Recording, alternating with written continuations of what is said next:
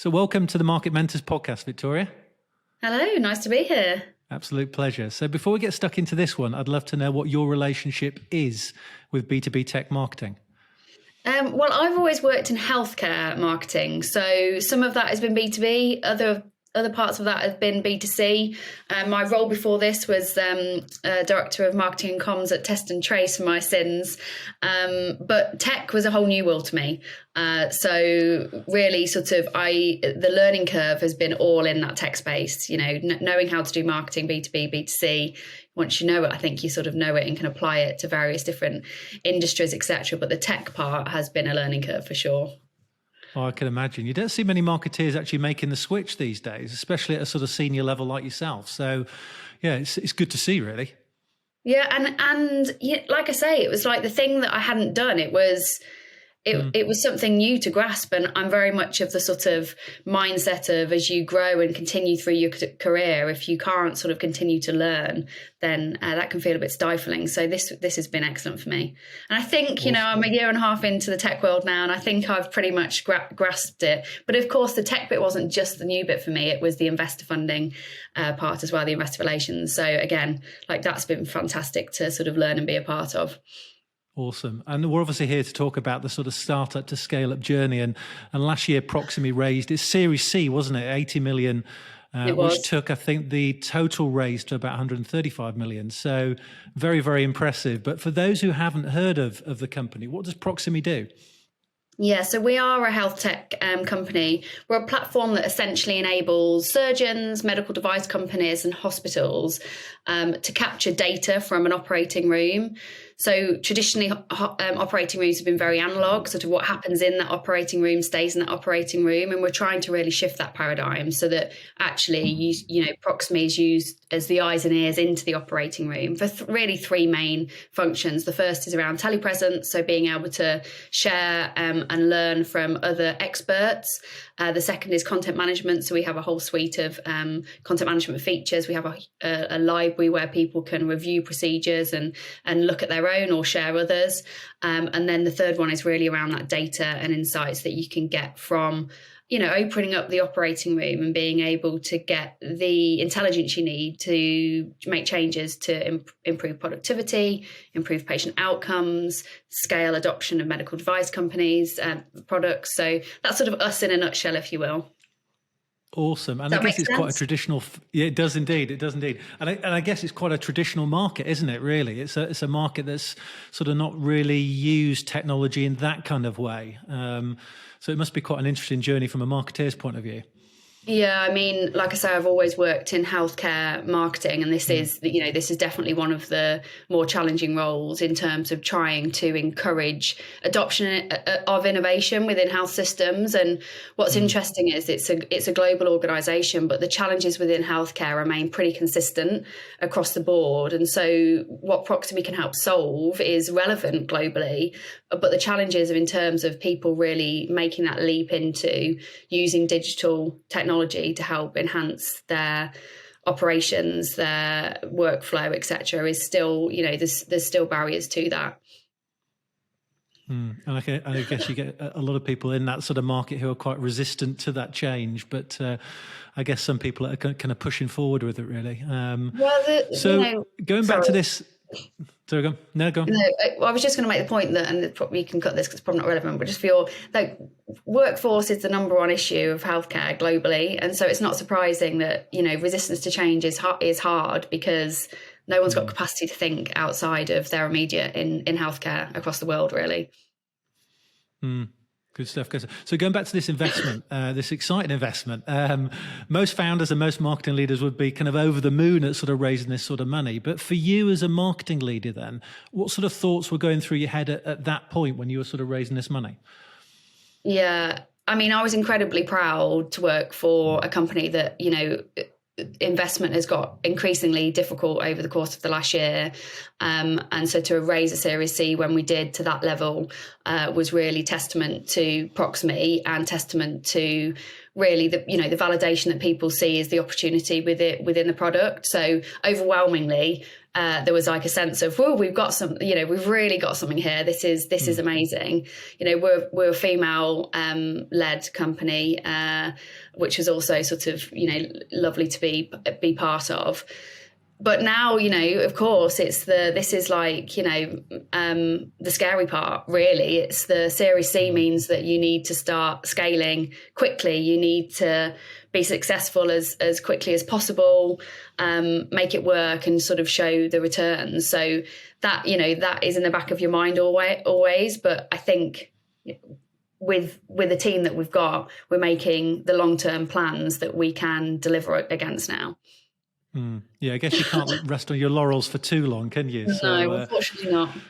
No, indeed. So going back to before the sort of raise then, and obviously you've been there for not too long, about 18 months you mentioned earlier, but going back to when the company was sort of in that startup phase then, what were some of the sort of fundamentals, or if you think back to what was done before you joined them, what were some of the fundamentals that Proximie got in place then to make sure that actually you were able to scale them?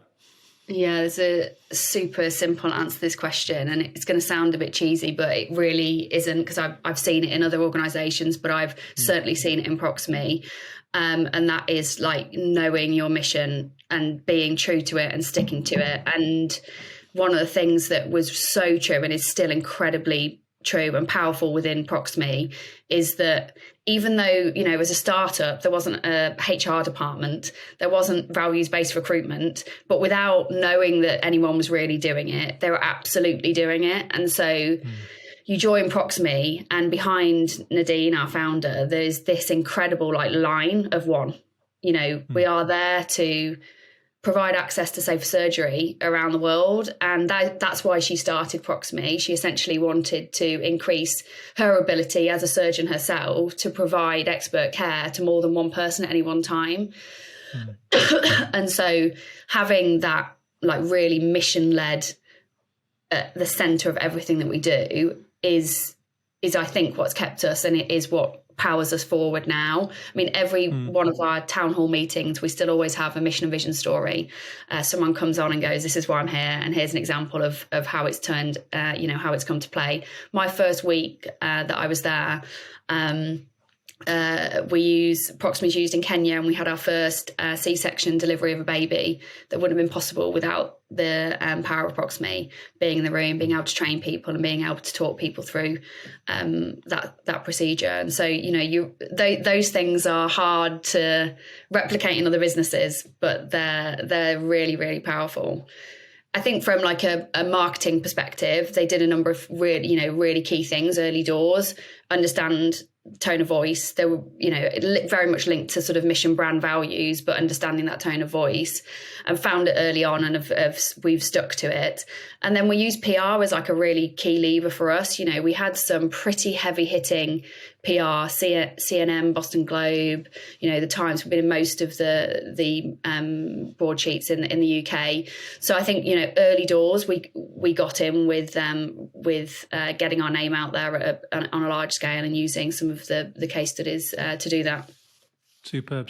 And do you think that's marketing's responsibility to sort of help with that mission statement at the start, or do you think that should be founder-led? I guess it varies from company to company, but I'm thinking that if people are listening to this podcast, they're in a business where maybe that isn't sharp enough, should they take responsibility for it as a marketeer? I think you've got to. I always sort of joke that it's not, everything that marketing does has to really line up to that strategic intent. And, ultimately a strategic intent will come from that mission and the objectives from that mission and so if what you're doing in marketing, which is responsible for how you're portrayed, internally, externally, to investors, to the rest of the world, isn't fundamentally lined up and is clear on that mission, then I think that's going to be a really difficult job for anybody. So yeah, I'd always encourage anyone to get that sorted. And like I say, I know that's difficult in some senses. I'm lucky to work in health, and I'm lucky to work in an organisation that clearly, has some quite emotive examples of its mission. But yeah, it's fundamental, I think. Yeah, I think you hear stories of startups sort of pivoting left and right, over the years, trying to find their market and stuff like that. So it makes it quite difficult. But it sounds like you guys had a real clear mission from the start, which is awesome. From a marketing team point of view, then, what was the sort of setup in the early days then? So marketing team, they relied on an agency that's still with us to this day. So I think there was, that was a great shout. And then there was just 2 or 3 people until just after our Series B raise, which was the beginning of 2020. And then within sort of 6 months of that, as we geared up into Series C, we brought in some, a broad range of marketers at that point, sort of 7 people. And have remained around that size. There's a few more of us now, but have remained around that size since then. Great stuff. And have you had, we were just talking about pivots then, but have you had to pivot, or have you had any sort of challenges from a marketing point of view in terms of markets or messaging or positioning or that sort of stuff within this sort of growth phase that you've had to overcome? Honestly, I think we've tried to do too much, maybe. And I know, I think it's sort of the nature of the type of individuals that are attracted to startup scale-ups that we sort of want. We're solutionizers. It's not a word, but that, we are solutions focused people, and we're often invested in you've got to believe in a startup to sort of really go there. And so you get sucked into maybe trying to do too much. So that's something we've had to work on over the course of sort of the last 6 to 8 months for sure. In terms of sort of the messaging and things, I wouldn't say I regret anything that we've done. I think that we probably could have been more product focused. Like I say, we've got this incredible leader with this incredible mission, and that was really integral to building our brand early doors. I think we could have brought the product messaging in sooner than we did. I don't think it's made a huge difference, but if I had my time again, it's what I would do. And why do you think that would make a difference? Just in terms of like knowing what you're getting, what are you buying? What is it? And, we have we're a first market, and now that we do have some competitors, because of our team and the first market position, we do have an exemplary product, but, I think we didn't talk about the features within the product as soon as we could have. Because they sound pretty cool features, by the sounds of it. Yeah. And you sort of bring them to, people see it and they go, oh, me talking about operation, bringing data into an operating room, making the analog digital, it's relatively theoretical until you sort of see it in action. And so, just getting that out there sooner, I think, would have been beneficial. And that's where the gold is. I mean, we were talking to a company yesterday that was talking about that. They were saying that in terms of their product marketing, they're quite good at talking about, okay, well, this is what it does, but actually not how their customers are actually using that and how it's benefiting their customers. So, that's kind of where the gold is really, isn't it, from a marketing point of view, because the audience is going to be looking at it and going, wow, they can actually visualize how it's actually going to benefit them day to day.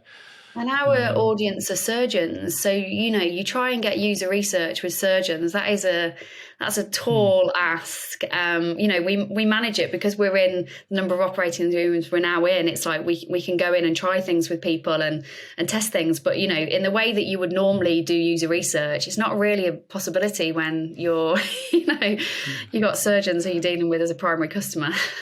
Yeah, a big challenge compared to a lot of our customers who could probably, jump on a phone call with a salesperson and get to the customer pretty quickly, really. So pretty challenging. You touched on, the sort of priorities then, as this sort of investment comes then, the expectations rise as well.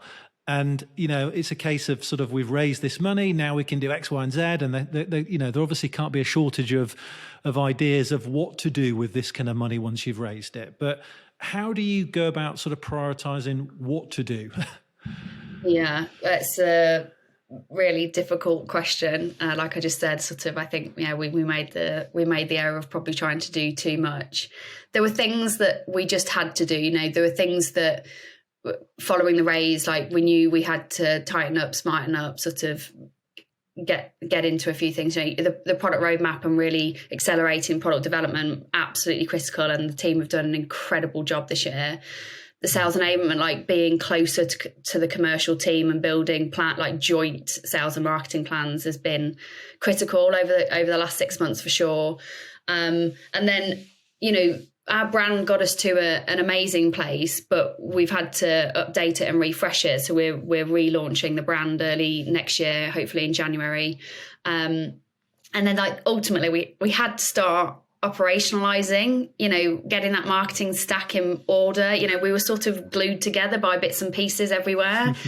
So bringing, I hate to say it, but Salesforce into the mix and like really being smarter about the way that we operationalize what we're doing, and then the process behind it was critical. But, Porter said, didn't he, strategy is deciding what not to do. And that is, so true. And as we've moved into Series C and had to sort of grow up as a business a little bit more, we've got plans in place now. We're thinking longer term. When you go into Series C, you have a bit more of a buffer in terms of going, right, well, we can start planning beyond 6 months to 12 months. We can start planning to 3 to 5 years. And in doing that, you sort of then create a contract with the team and senior team and the board that goes, well, this is what we're going to do. And I think that's really helped us in terms of deciding what to do and what not to do, because the reason people don't do that is because they don't have a plan. And as soon as you don't have a plan that's linked to business objectives that you can refer to on a monthly basis, that are linked to KPIs that show return, until you have any of that, you're anyone's to play with, and you'll be chasing your tail forever. Plus, it gives you a bit more runway, I guess, doesn't it? Whereas most companies are sort of thinking quarter by quarter. Yeah. Let's get to the end of the quarter and achieve the objectives because we need the pipeline, we need the revenue. It just gives you a little bit more runway to kind of step back and think about that. Yeah. Yeah. I don't know if I feel like I've got runway, but we have built the plans. But I think, I've worked in, £30 billion FMCGs, and I've worked in scale-ups, and there's never been, you walk into those big companies and you think, well, they'll have it sorted, we'll be annual planning by August. It never happens. There's meetings that talk about annual planning in August, but you're still in December going, have we finished the plan? Have we finished the plan? So I haven't seen it perfectly done anywhere yet, I have to say. But I have, Proximie, we're now in a strong place for our plans for certainly the next year. Yeah. And how involved were you in the sort of Series C itself then? Yeah, so quite involved. So in terms of sort of helping with the development and pitches, and certainly once the investors were on board, sort of the comms around the Series C and that launching into the market, pretty front and centre of that. Good stuff. And in terms of the team now, then, obviously, part of this investment gives you the ability to build that team and structure it for the next growth journey. How is it sort of structured now then? So we now, we have representation across the globe now, and we didn't previously. So each of the regions has a regional lead, which has made a big difference. And then some of the more sort of central functions sit as part of the global team. So we've grown slightly, not hugely, as part of the marketing team. I think where we've done is start to understand where the gaps are and where it's worth getting external help in a little bit more. So either that being through agencies or being through contractors. For example, events have stepped up this quarter because the world has opened back up. But do we need a full-time events person? Probably not. But actually having a contractor that can help us and who is a specialist in that space is the right thing to do. So we have grown. We've got more of a global footprint, but we're also being smarter in terms of what makes more sense to have externally.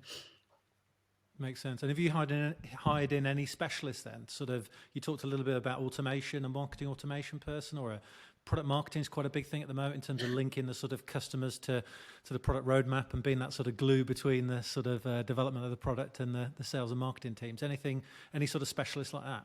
Yeah, no, exactly that. So product marketing, as I said, was sort of the thing that I wish we'd started sooner into more in a traditional sense. And so we do. Yeah, we now have product marketing. within the organisation, which is fantastic and already making a big difference and only a few months in. We have an operations team now, and we didn't before, around like actually being able to be responsible for Salesforce at an organisation level, but then also having someone within the team who looks after the sort of Pardot marketing integration element, as well as sort of managing more of our web-based platforms. So we do have, they're probably the main two from a specialist perspective. The others, we've got a content and editorial lead now. So as we grew, we needed to try and get more of that content sort of in-house before being able to use it externally on our social channels, etc. So she's been a really great hire. But I think they're the main ones. Yeah. And how do you sort of think through when you need an extra person? I mean, you talked about the event side there then. At what point do you think, well, actually, because what a lot of companies do, I guess, is start off, they hire in a few generalists, and then, their job descriptions get a bit wider to the point where they can't sort of cope with stuff. But how do you sort of work through that in your mind as to, okay, well, now I know we need a digital paid ads person or an events person or a PR person? Yeah. No, it's a really good question. So I guess I link mine back to our plans. So now we have plans to sort of go, if I look at, the reality is within any marketing team or any team generally, more people can always, I cannot, if you say, do you want another head? Well, of course I do. So I think, trying to be really clear about what we're trying to achieve and then linking that back to individuals within the team is, I find, the best way to do it for me. For if you take the events person, for example, I think, now I can see, looking at the events plan for next year, that we're not going to need a full head, but actually would a part-time person be useful? That's, an ongoing discussion with the organisation around, our head count, etc. But I have a good relationship with all of the team, and I try and keep things sort of as open and transparent as possible, so that people can, come to me if they've got too much on or not enough on, heaven forbid. And so, if I can't, I think that's my best route to understanding if we need more people. But ultimately, I think everything comes back to that plan. If you know what your plan is, you know what you need to achieve, and if you can achieve it within that headcount without having to hire more people or needing to hire more people to meet your planning needs, then that's what we would do. I think that's well, not a straightforward answer, but I don't think there is one. No, it's good. It's good. I mean, a lot of companies are talking about efficiency rather than sort of growth at all costs at the moment, aren't they, with everything that's going on? So I'd love to know, final two questions. I'd love to know, just from your perspective, and we speak to a lot of companies that say, okay, we want somebody from the B2B tech market because they understand what it's like to market solutions and complex stuff, and they understand pipeline and all this kind of stuff. Obviously, you've come from a different sector. Do you think that's something that companies should stand by, or do you think the transition that you've made suggests that it's probably easier to move sectors? So that's a really interesting question. It's definitely been hard. I've seen people within Proximie who have come from neither a tech nor a health background, and I think that is a steep learning curve. I haven't found it as hard, because fundamentally the market in which I'm operating in, I know like the back of my hand. And so I needed to understand the product, and I needed to understand, more of the technical aspects of that product. But ultimately, who I'm talking to is the voice of the customer, is the heart of that customer. If you take strip marketing back and go, that's what it's for. I know my customer, I know who they are, and I know the world in which they operate in. And so I don't think the tech side of things is as hard as people would envisage. I think it's very different. I think it's, you take one or two, or you go B2B, B2C. That's hard. That's really hard. But I've done enough B2B for this really not to be different. But I think the world is moving into into understanding as well that this B2B and B2C is blurring. You know, surgeons are B2B, but they're C. You know, we talk about them being sort of white coat, you know, targeting people with their surgical white coat on and white coat off. It's just different messages in different spaces that you need to speak to people in. And so I think those lines are blurring personally. For me, and I do this when I look at recruiting and if I think about myself, you know, attitude, tenacity, willing to try new things, caring about what you do is far going to outweigh any experience you may have had in the sector, is my personal opinion. Superb. Well, you touched on it there then. I mean, if you were hiring right now for somebody to come in and perhaps do some, you know, marketing for you to build the brand and sort of drive some demand then, what are some of the qualities? You touched on a few then, but what are some of the qualities that you tend to look for? Yeah, I mean, number one is that they get what we're doing and want to be part of it. It amazes me how many people I interview that I think have never even looked on our social media channels, and you just think, you know, immediately I'm turned off. It's like, well, if you can't be bothered to even find out what we do, then you're not going to care about it. And so this is going to be quite difficult. But like, you know, like I say, tenacity, that sort of ambition and drive is always for me number one. Like, do they fit with the values? Are they going to get on with the team? Now it depends, you know, absolutely. We're, you know, thinking about demand generation, it's key for us as a B2B organization. And so having someone, you know, if you've got no experience in understanding B2B demand gen, then that's going to be a bit difficult. If you've got no experience in PPC, SEO, social, email marketing, and can't find your way around a marketing stack, then we're going to have problems. But I would be happy to be helping train somebody in that if they look like cared for what we were doing. Yeah, I always like to think of marketers as problem solvers in a way. So, you know, you've got to be able to think on your feet. You've got to be able to adapt. You know, all those little bits and bobs in between make a really good marketeer. That curiosity that you talked about as well, the tenacity.